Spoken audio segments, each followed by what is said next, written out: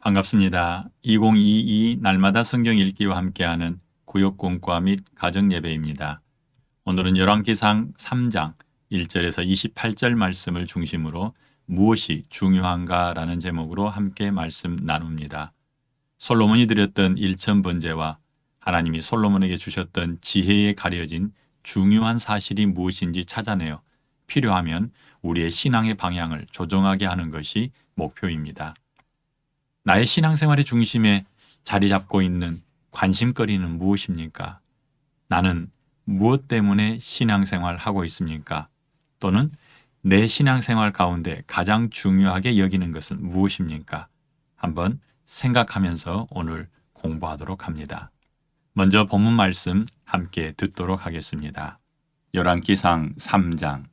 솔로몬이 애굽의 왕 바로와 더불어 혼인 관계를 맺어 그의 딸을 맞이하고 다윗성에 데려다가 두고 자기의 왕궁과 여호와의 성전과 예루살렘 주위의 성의 공사가 끝나기를 기다리니라. 그때까지 여호와의 이름을 위하여 성전을 아직 건축하지 아니하였으므로 백성들이 산당에서 제사하며 솔로몬이 여호와를 사랑하고 그의 아버지 다윗의 법도를 행하였으나 산당에서 제사하며 분향하더라. 이에 왕이 제사하러 기브온으로 가니 거기는 산당이 큼이라.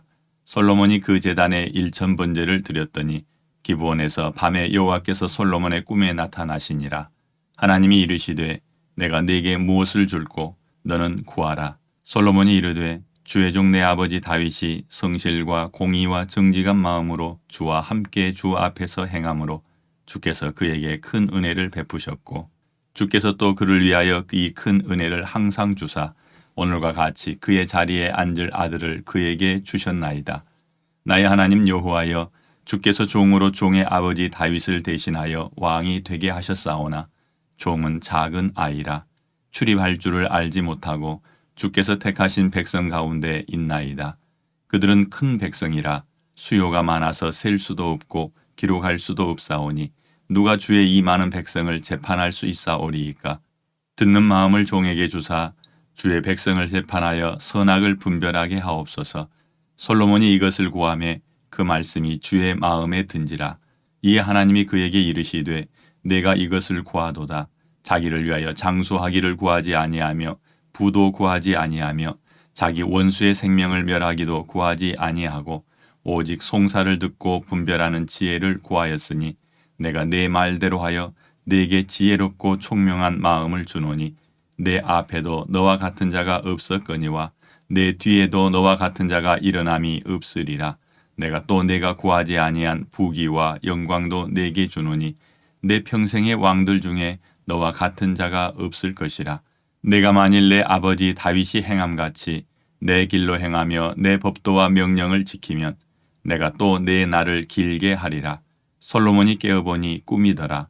이에 예루살렘에 이르러 여호와의 언약궤 앞에 서서 번제와 감사의 제물을 드리고 모든 신하들을 위하여 잔치하였더라. 그때에 창기 두 여자가 왕에게 와서 그 앞에 서며 한 여자는 말하되 내 주여, 나와 이 여자가 한 집에 사는데 내가 그와 함께 집에 있으며 해산하였더니 내가 해산한 지 사흘 만에 이 여자도 해산하고 우리가 함께 있었고 우리 둘 외에는 집에 다른 사람이 없었나이다. 그런데 밤에 저 여자가 그의 아들 위에 누움으로 그의 아들이 죽으니 그가 밤중에 일어나서 이 여종 내가 잠든 사이에 내 아들을 내 곁에서 가져다가 자기의 품에 누이고 자기의 죽은 아들을 내 품에 누였나이다. 아침에 내가 내 아들을 젖 먹이려고 일어나 본즉 죽었기로 내가 아침에 자세히 보니 내가 낳은 아들이 아니더이다 하매 다른 여자는 이르되 아니라 산 것은 내 아들이요 죽은 것은 내 아들이라 하고 이 여자는 이르되 아니라 죽은 것이 내 아들이요 산 것이 내 아들이라 하며 왕 앞에서 그와 같이 쟁론하는지라. 왕이 이르되 이 여자는 말하기를 산 것은 내 아들이요 죽은 것은 내 아들이라 하고 저 여자는 말하기를 아니라 죽은 것이 내 아들이요 산 것이 내 아들이라 하는도다 하고 또 이르되 칼을 내게로 가져오라 하니 칼을 왕 앞으로 가져온지라. 왕이 이르되 산 아이를 둘로 나누어 반은 이 여자에게 주고 반은 저 여자에게 주라. 그 산 아들의 어머니 되는 여자가 그 아들을 위하여 마음이 불붙는 것 같아서 왕께 아뢰어 청하건대 내 주여 산 아이를 그에게 주시고 아무쪼록 죽이지 마옵소서 하되 다른 여자는 말하기를 내 것도 되게 말고 내 것도 되게 말고 나누게 하라 하는지라. 왕이 대답하여 이르되 산 아이를 저 여자에게 주고 결코 죽이지 말라. 저가 그의 어머니이니라 하매 온 이스라엘이 왕이 심리하여 판결함을 듣고 왕을 두려워하였으니 이는 하나님의 지혜가 그의 속에 있어 판결함을 봄이더라. 아멘. 열왕기상 3장을 읽으십시오. 솔로몬은 자신의 왕위를 위협하던 세력을 제압하고 나라를 튼튼하게 세웁니다. 그리고 여호와께 제사를 드립니다. 모세 시대에 만든 놋제단이 기브온에 있기에 그곳에 가서 성대한 제사를 드립니다. 이 제사를 일천번제라고 한 까닭은 수많은 희생제물을 하나님께 번제로 드렸기 때문이지 제사 드린 횟수가 1000번이기 때문이 아닙니다. 이와 같이 솔로몬이 여호와를 사랑함을 여호와께서 보시고 밤에 나타나 그에게 소원을 묻습니다. 솔로몬은 여호와의 백성을 바르게 다스릴 수 있도록 지혜로운 마음을 구합니다. 여호와께서 주신 지혜가 어떠한지는 아기를 둘로 나누라고 판결한 유명한 재판에서 잘 드러나고 있습니다. 솔로몬이 이렇게 놀라운 판결을 내릴 수 있던 까닭은 하나님께서 솔로몬에게 뛰어난 지혜를 주셨기 때문이었음을 모든 이스라엘이 알았다고 말한 구절은 어디입니까? 3장 28절입니다. 온 이스라엘이 왕이 심리하여 판결함을 듣고 왕을 두려워하였으니 이는 하나님의 지혜가 그의 속에 있어 판결함을 봄이더라. 아멘. 하나님께서 솔로몬에게 나타나셔서 무엇을 원하는지 물으셨습니다. 이 사건에서 하나님께서 솔로몬에게 강조하고 있는 가장 중요한 것이 무엇인지 생각하며 문제에 대한 해답을 찾도록 합니다. 1번. 솔로몬이 애굽의 왕 바로와 혼인 관계를 맺어 그의 딸을 아내로 삼았는데 왕에겐 이방 결혼이 허락되었을까요? 이방 결혼이 솔로몬의 인생에 어떤 영향을 주었을까요? 열왕기상 3장 1절, 7장 8절, 11장 2절, 11장 4절, 그리고 11장 11절을 통해서 한번 같이 나눠보도록 하겠습니다. 먼저 말씀 읽어드립니다. 솔로몬이 애굽의 왕 바로와 더불어 혼인 관계를 맺어 그의 딸을 맞이하고 다윗 성에 데려다가 두고 자기의 왕궁과 여호와의 성전과 예루살렘 주위의 성의 공사가 끝나기를 기다리니라. 아멘. 7장 8절입니다. 솔로몬이 거처할 왕궁은 그 주랑 뒤 다른 뜰에 있으니 그 양식이 동일하며 솔로몬이 또 그가 장가든 바로의 딸을 위하여 집을 지었는데 이 주랑과 같더라. 아멘. 11장 2절입니다. 여호와께서 일찍이 이 여러 백성에 대하여 이스라엘 자손에게 말씀하시기를 너희는 그들과 서로 통혼하지 말며 그들도 너희와 서로 통혼하게 하지 말라. 그들이 반드시 너희의 마음을 돌려 그들의 신들을 따르게 하리라 하셨으나 솔로몬이 그들을 사랑하였더라. 아멘. 열왕기상 11장 4절입니다. 솔로몬의 나이가 많을 때에 그의 여인들이 그의 마음을 돌려 다른 신들을 따르게 하였으므로 왕의 마음이 그의 아버지 다윗의 마음과 같지 아니하여 그의 하나님 여호와 앞에 온전하지 못하였으니. 아멘. 말씀을 읽다 보면 점점 솔로몬이 변해가는 것을 보게 될 겁니다. 다윗의 유언이 있고 나서 열왕기상 2장 12절과 2장 46절에서 결론을 내리기를 솔로몬의 손에 이스라엘이 견고하게 되었다고 말합니다. 다윗의 유언대로 마음을 다하고 성품을 다하고 전심으로 율법을 지킴으로 그러한 결과를 가져오게 되었다고 설명한 것입니다. 그런데 3장에 와서는 솔로몬이 애굽에서 바로의 딸을 아내로 데려와 다윗 궁에 두었는데 그때는 아직 자신의 궁궐과 하나님의 집이 지어지기 전이라고 말합니다. 이 구절 속에 마치 전운이 감도는 전쟁터처럼 솔로몬의 인생 가운데 펼쳐질 비참한 모습들이 투영되어 있는 듯합니다. 솔로몬은 하나님께서 금지한 이방 결혼을 하고 그들의 우상을 받아들여 결국 하나님의 저주 아래 놓이게 되었습니다. 그의 나라를 나뉘게 하고 수많은 적들의 공격에 노출되게 할 것인데 아버지 다윗 때문에 솔로몬의 당대가 아니라 그의 아들 때에 이 일들이 일어날 것이라 말씀합니다. 이방 결혼을 허락하지 않으신 하나님께서는 이스라엘 왕도 예외로 두지 않으셨습니다. 그에게 나타나 소원이 무엇이냐 물어보시며 들어주실 정도의 친밀함이 있었지만 여전히 이방 결혼은 허락되지 않았습니다. 우리는 허락되지 않은 이방 결혼을 통해 이스라엘 왕궁에서 행해지는 우상 숭배를 놓치지 않고 보아야 합니다. 세기 힘들 정도의 많은 아내를 가진 솔로몬이 나이 들어가며 아내들의 말을 듣고 우상을 섬기는 모습을 보십시오.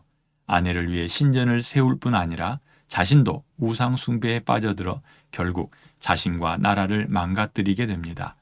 아버지의 유언에 따라 말씀을 가까이 했을 때와 우상을 가까이 했을 때의 모습을 대조하며 우리가 행하여야 할 바를 아는 지혜가 있기를 바랍니다. 솔로몬이 우리에게 보여주는 그의 삶 속에서 나타나는 우상 숭배에 대한 결과가 얼마나 무서운지 알아야겠습니다. 우리 앞에 어떤 선택이 놓일지는 알 수 없지만 하나님 앞에서 선택하고 결단해야 할 때 지혜롭게 선택하고 결단하는 우리가 되었으면 좋겠습니다. 우리의 선택과 결정에 따라서 우리의 미래가 완전히 달라질 수 있기 때문입니다. 2번, 솔로몬에게 임한 하나님의 은혜를 누리고 보존하여 후대에 물려줄 수 있는 비결은 무엇일까요? 하나님께서 솔로몬에게 알려주시는 구절을 찾아 묵상하고 나누어 봅시다. 열왕기상 3장 11절에서 15절의 말씀을 참고합니다. 말씀 읽어드립니다. 12절에서 14절입니다. 내가 네 말대로 하여 내게 지혜롭고 총명한 마음을 주노니 내 앞에도 너와 같은 자가 없었거니와 내 뒤에도 너와 같은 자가 일어남이 없으리라. 내가 또 네가 구하지 아니한 부귀와 영광도 내게 주노니 내 평생의 왕들 중에 너와 같은 자가 없을 것이라. 내가 만일 내 아버지 다윗이 행함같이 내 길로 행하며 내 법도와 명령을 지키면 내가 또 내 날을 길게 하리라. 아멘. 하나님께서 솔로몬에게 주신 것들이 있습니다. 솔로몬이 지혜를 구하자 앞에도 뒤에도 없을 큰 지혜를 주시겠다고 약속합니다. 그런데 거기에 보너스로 주시는 선물이 있습니다. 부귀와 영광도 주시고 또 솔로몬이 다윗 행함같이 하나님 길을 행하게 되면 장수도 주시겠다라고 말씀하고 있습니다. 왕권 초기에는 솔로몬은 아버지 다윗의 유언에 충실하게 살았습니다. 그의 신앙생활은 여호와를 사랑하고 그의 아버지 다윗의 법도를 행하였고 성전이 없어 산당에서 하나님께 제사하고 분향하였습니다. 한 번은 규모가 큰 기브온 산당에서 솔로몬은 셀 수 없을 만큼의 제물을 준비하여 하나님께 드렸습니다. 성경은 이 사건을 1000번제를 드렸다고 표현하였습니다. 횟수로 1000번이 아니라 1000마리 제물을 이어서 드렸다고 봅니다. 이에 대한 보답으로 하나님께서 솔로몬을 찾아오셨고 그의 소원을 들어주셨습니다.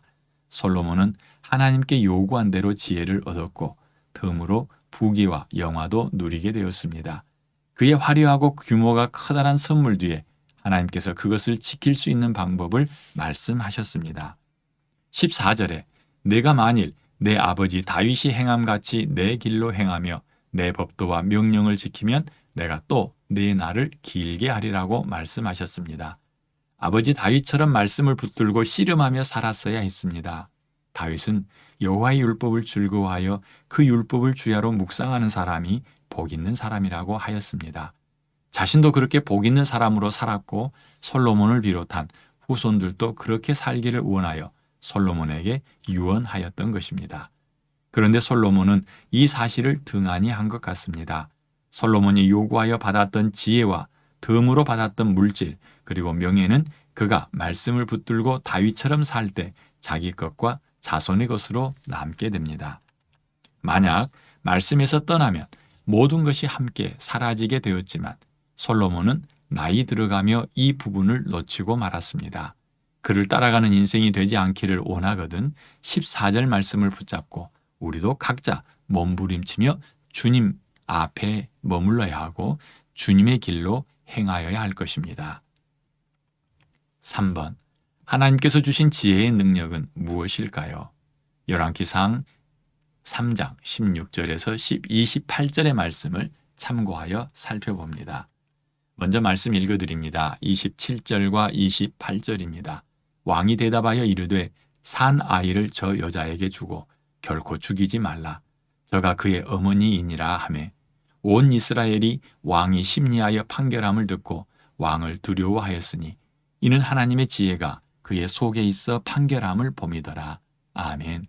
솔로몬이 하나님께 받았던 지혜에 대해 가장 잘 알게 하는 이야기입니다. 창기 두 여자가 왕 앞에 나와 자신의 아이를 찾아달라는 재판을 통해 솔로몬에게 임한 하나님의 지혜의 능력이 드러나는 것처럼 보입니다. 하지만 우리가 주목해야 할 것은 아이를 판별하는 능력이 아니라 그 사건을 처리함으로 나타난 후폭풍과 같은 변화입니다. 28절에 보니 온 이스라엘이 왕이 심리하여 판결함을 듣고 왕을 두려워하였으니 이는 하나님의 지혜가 그의 속에 있어 판결함을 봄이더라 라고 말합니다. 하나님께서 솔로몬에게 지혜를 주셨고 그 지혜를 사용하여 재판을 슬기롭게 마쳤더니 그 소문을 들은 모든 사람들이 그의 판결을 보고 왕을 두려워하고 하나님께 영광을 돌렸습니다. 솔로몬이 제대로 능력을 드러낼 때 하나님께 영광과 존귀를 돌리는 것이 되는 것은 예수님의 가르침에서도 명확하게 드러납니다.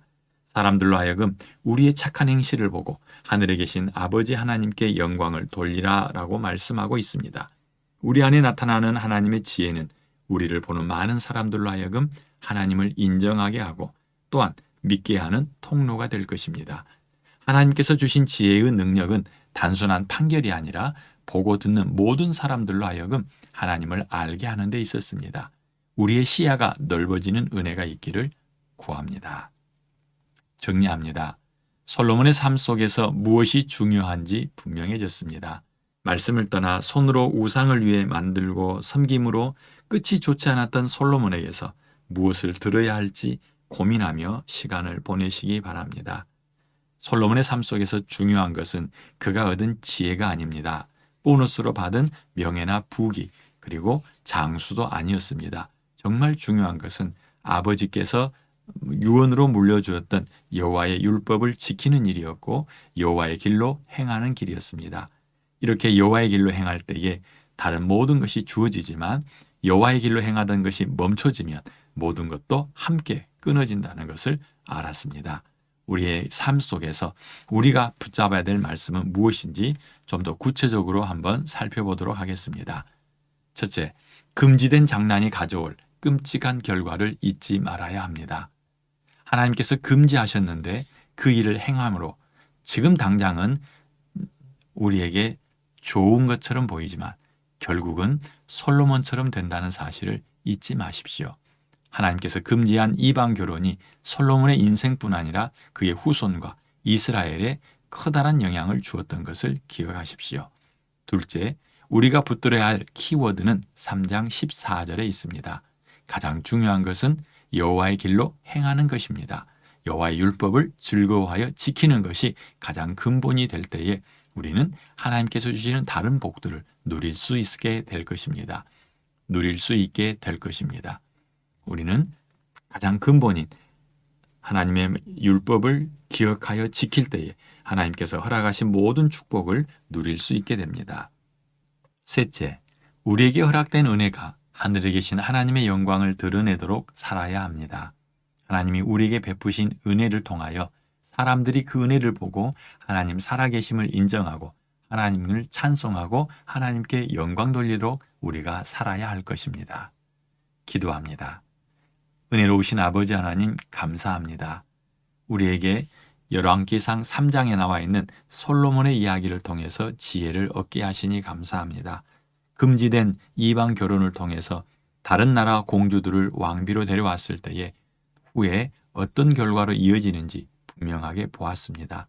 하나님, 솔로몬 자신뿐만 아니라 후대 그리고 온 이스라엘에까지 영향을 주었던 잘못된 선택을 보면서 우리는 동일한 선택을 하지 않도록 우리를 잘 지켜내게 하여 주시옵소서. 하나님, 우리에게 지혜를 주셔서 우리로 하여금 온전히 하나님만 바라보고 하나님만 붙잡고 가도록 인도하여 주시옵소서. 감사하며 예수님 이름으로 기도합니다. 아멘.